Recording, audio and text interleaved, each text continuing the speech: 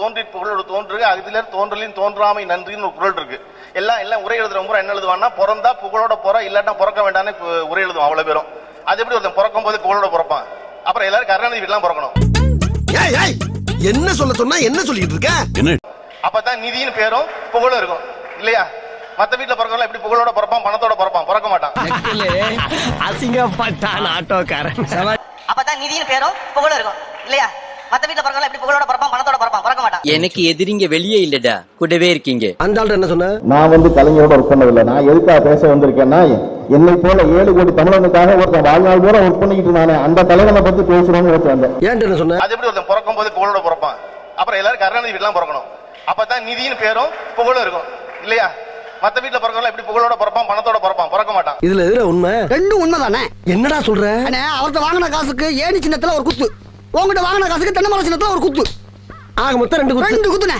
மூணாவது குத்து நான் குத்தவா? குத்துனே உன் கையை தரோளமா குத்துனே. எல்லா கட்சிக்காரும் காசு வாங்குறது, எல்லா கட்சிகளையும் போறது. பகை இல்லாம போறீங்க. ஒரு யோக்கிய நார பயில வளைச்சு குத்திருக்கானயா. இது என்ன பிரமாதம்? இது விட பெசலைட்ட ஒண்ணு இருக்கு. கேட்டு கேட்டு புளிச்சு போன குற்றச்சாட்டு. தந்தையால் வந்தார் ஸ்டாலின், தந்தையால் வந்தார் ஸ்டாலின். ஆனா எடுத்து தொடர்ச்சியா படிச்சு பார்த்தா, அவர் தந்தையாக இருந்ததுனாலேயே இவரால எல்லா இடத்துக்கும் வர முடியாம போயிருக்கு. என்னென்ன சொல்றோம் பாருங்க.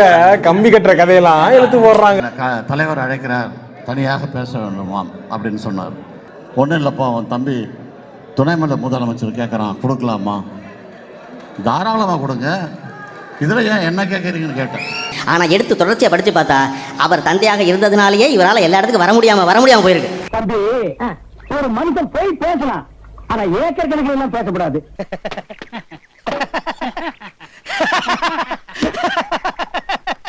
அரசியல்ல இதெல்லாம் சாதாரணமாப்பா.